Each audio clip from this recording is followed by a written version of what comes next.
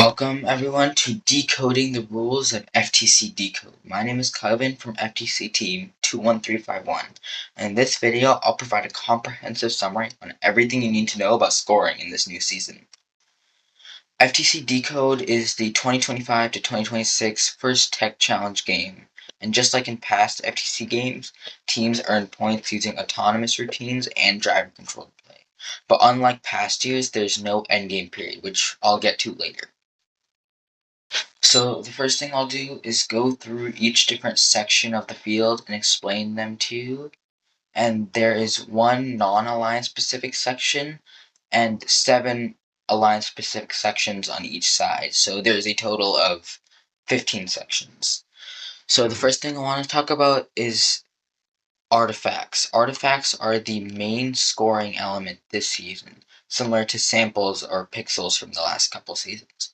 Artifacts are 5-inch diameter balls with sort of holes in them that come in either green or purple. There are 24 purple and 12 green. And you can score by launching either artifact into the goal. The goal is a tall structure that you launch artifacts into, and they'll ride down into the ramp and rest here. So that takes me directly to the classifier. Classifier is this square area here that balls pass through after they're scored. And if a ball passes through the classifier, it's what we call classified. And there are 9 classifiable artifacts that can fit on the ramp. The next area is called the gate. At the end of the ramp, there's what's called the gate, and once the gate is pushed, all the artifacts resting in the ramp will flow down into the secret tunnel zone. So the secret tunnel zone is the zone that artifacts roll into after they pass through the gate, and the secret tunnel zone is on the opposite side from its alliance-specific goal. So artifacts cleared by the gate on the blue goal will roll into the red secret tunnel zone, or the red loading zone. So the next thing I want to talk about is the loading zone. The loading zone is an area where the human player can interact with. So robots can drive into the loading zone, and human players can place artifacts directly onto the robot. The human player cannot touch the robot directly or transitively, but it can drop artifacts onto the robot. And the loading zone is the only area that the human player can access. The human player can also place artifacts onto the mat of the loading zone. It does not have to be directly into the loading zone or onto the robot. And another big change from last year is that the human player could not, let's say, break the plane of the field or access the loading zone while the robot was in it. But this year it can, and it can drop artifacts directly onto the robot. So the next zone I want to talk about is the launch zones. The launch zones are this triangle near the audience, or this really big triangle across near the back of the field, or near the goals. And the launch zones are basically the area where the robot can launch artifacts from. Another thing to mention is that the robot has to launch artifacts. It cannot extend and drop artifacts into the goal, because this year there is an 18-inch by 18-inch by 18-inch cube limit for most of the entirety of the game. But in the last 20 seconds, the robot can vertically extend up to 38 inches, but horizontally during the entire game it has to remain within 18 by 18 by 18. So that's why the robot can't drop artifacts into the goal. Instead they have to launch. So they can launch from either this small triangle here, or this big triangle in the back of the field. And another thing to note is that robots have to start by touching the launch line.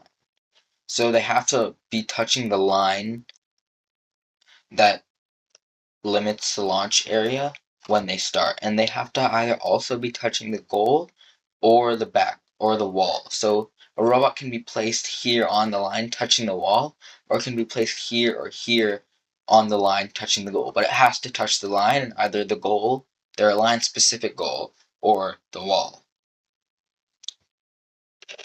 The last two things to talk about are the base zone and the obelisk. The base zone and the obelisk are two things that I'll talk about later. They contribute to what's called rank points. Those are new scoring elements, or not elements, these are new scoring rules that I'll talk about later in the video. Another thing to note is that each alliance starts with 9 artifacts, 3 in the loading zone and another 6 in the human player zone. So a total of 6 purple and 3 green.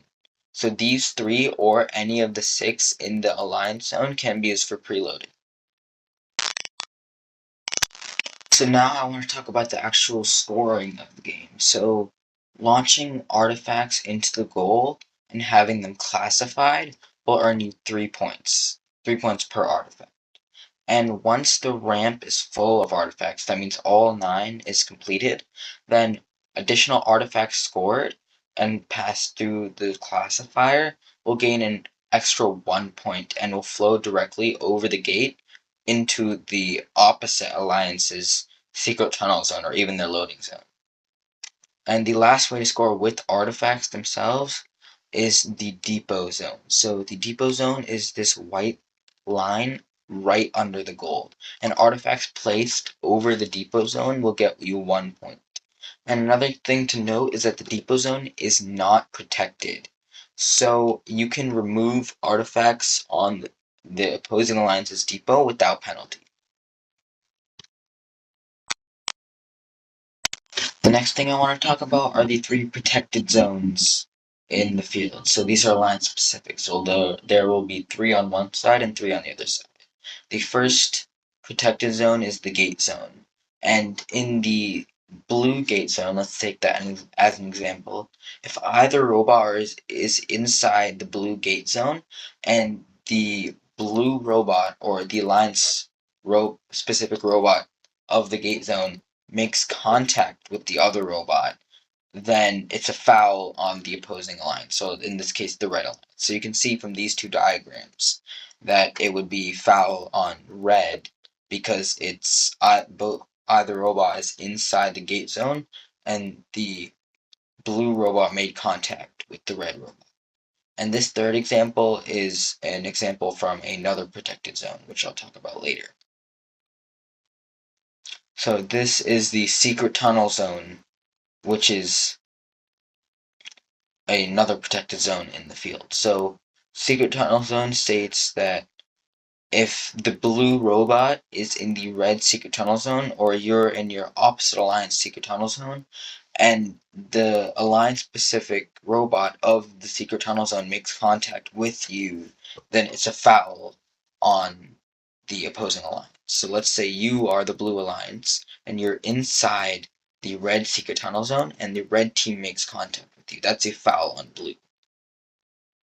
But let's say the red robot is inside the secret tunnel zone, but the blue robot isn't, and the blue robot makes contact with the red robot, it's no foul. So you can see from this diagram. So that's why when you look up here, it's a foul on blue, because the blue robot is inside the red secret tunnel zone and contact was made. The third protected zone is the alliance-specific loading zones. So the loading zone states that if either robot is inside the loading zone and that alliance-specific robot makes contact with the other robot, then that's a foul on the opposite alliance. So you can see from these 3 diagrams that either robot, both of them are inside the loading zone, and the opposing robot, which is the alliance-specific color of the loading zone, made contact with one another. Then that is a foul on the blue alliance in this example. And contact applies both directly and transitively. So this would also be a foul in the loading zone because they're contacted through an artifact. So the first rank point you can get, and the most simple, is called the goal rank point. The goal rank point basically says if you score 36 artifacts or more inside the goal and have them classified, so overflow or depot does not count. Only classified artifacts count. If you score 36, then you get the rank point. And so what you'll have to do with this, because the ramp only fits 9, you'll have to do 4 different cycles. So you score 9, you clear, you score 9, you clear, and you repeat that 4 times.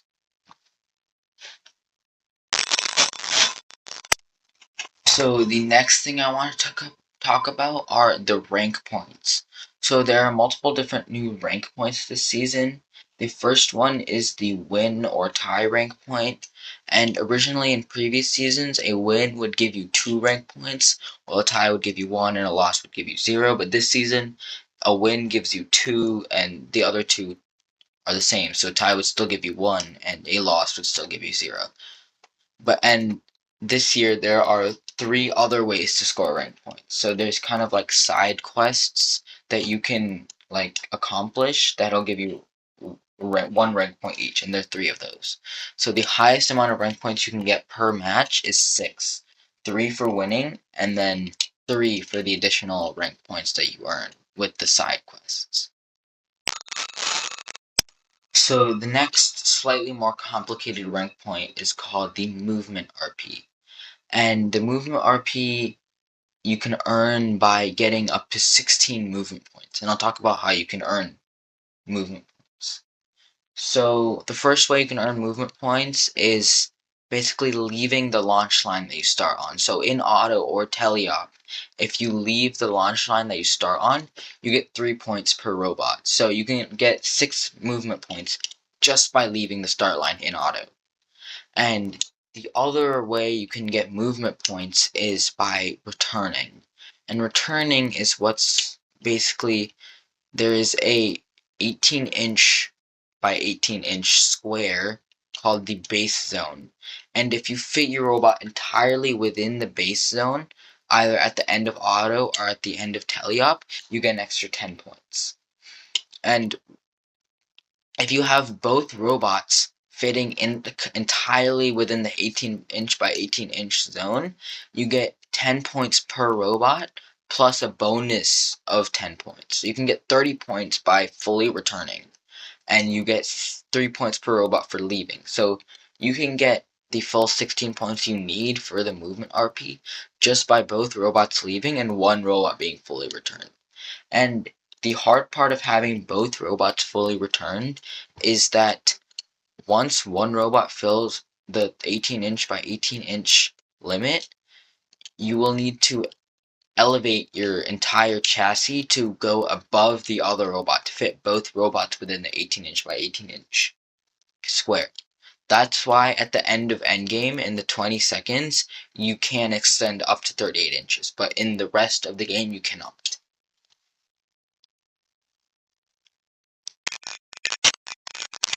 And one thing to mention is that April tags are placed on the obelisk, so the robot can detect exactly what motif is being used in the game and play accordingly, because you cannot initialize after randomization. So you need to have your code locked in before you need to randomize. So the robot has to be able to read the motif. The last thing I want to talk about is the new advancement system. So there's an entirely new advancement system this year that I'm going to talk about. The last and easily the most complicated rank point to earn is the pattern rank point. The pattern rank point basically involves the obelisk. The obelisk is a 3-sided triangular prism, and on each side it contains an April tag, dictating what's called a motif. A motif is a pattern of 3 artifacts, either purple or green, that dictates where you score artifacts on a ramp to earn the pattern RP. I mean, that might be confusing, but once I explain it more, you'll understand. So let's say since there are twice as many purple artifacts as green artifacts, each motif is a pattern of 3 that contains 2 purple and 1 green. So either purple, purple, green, purple, or green, purple, purple. And this pattern is repeated 3 times to fit the 9 artifacts on the ramp. So to earn the pattern RP, at the end of auto or at the end of teleop, the pattern RP is checked twice. And if you have a ramp filled with, let's say we're taking the motif as the first option, green, purple, purple. And let's say you have a ramp completely filled with a pattern of green, purple, purple, green, purple, purple, green, purple, purple, then you would earn the pattern RP. And this can apply to any of the three sides of the obelisk. So this diagram explains it a little more. So these are the three patterns that you can have. It always starts in the gate and ends with the square. So here you can see an example of a team that attempted to score the pattern RP by shooting random artifacts into the goal. So first you can see that here is the classified artifacts and here's the motif. So the first artifact scored, it did not match the motif, and that's why it was not counted as a pattern. But the second one as well did not match, but the third, fourth, fifth, and sixth all did match. The seventh didn't, the eighth did, and the ninth didn't. So you would get 5 out of the 9 pattern points, and each little index can only be checked once. So if you score if you match the artifact with the correct motif, then you earn 2 points. But you can only earn 2 points for that slot once. And if you earn 18 points, then you get the pattern RP. And it is checked twice. So let's say this team had this arrangement of artifacts at the end of Autonomous. And at the end of Teleop, they had matched these 4 onto the ramp. So at the end of the 2 minutes and 30 seconds, it would be purple, green, and then the rest of these 4, and this one could be any color, and this one was green, this one was purple. So these 4 match, then you would get an extra 8 points and 2 per index. So that would get you the 18 points needed. So this year there is a new advancement system. It will not be similar to the old years where it was Winning Alliance captain and Winning Alliance first pick with the Inspire 1 and 2 all advancing. So this year it would be the total advancement points first place, and then the judge team award points second place. Third, you can read all these. Third, fourth, is the playoff advancement point and the alliance selection points. So the advancement points are what I'm going to start talking about. So these are how you earn advancement points. So in the qualifiers, you get 16 points for being number 1, and it'll go down by 1 every time until you get to 2 for the lowest rank, and everything under 2 would have no advancement points. And then you would get 21 for alliance leading. As if you're an alliance captain, you would get 21 minus your lead number. So if you're number 1 alliance, you get 20 points, and then number 2 would get 19, number 3 would get 18, and number 4 would get 17, and then so on. And then there's also points for the draft order. So let's say you are the first alliance pick, you would also get 20 points, and then 19, 17, 18, 19, 18, 17 for the order you were picked. And then you can also get points for playoff advancements. So the first place, the 2 winners would get 40 points. In the second place, 20 points. The third place, 10 points. And the fourth place, 5 points. And there's some modifications for dual division events that you can read for more context. And then these are the judging points. So Inspire 1, you'd obviously get the highest, 60 points. Inspire 2, 30. Inspire 3, 15. There's 12 points for every other first place award, and 6 for second place, 3 for third place. And then so again, here's the table that you can see the ranking. So the total number of advancement points, including all of these, would be first place. And second place would wouldn't just be the second amount of advancement points, it would be the amount of advancement points you got just for judging. So if you got Inspire first place and a couple of other second place awards, then you would probably be the highest. And you'd rank number 2 or number 1 if you got the highest amount of advancement points total. And then the same with the playoff advancement. If you got it calculates how many points you got just for playoffs, which would be these 3 sections. And that would be number 2. And the rest of the table would show you how many points you got. And these are the order in which you advance. So in other years, or last year, it was Winning Alliance Captain would be number 1, and then Inspire 1 would be number 2, Inspire 2 would be number 3, and Winning Alliance First Pick would be number 4. This year, it's these 4 that would advance. So that's it for this video, guys, and I hope you liked the video.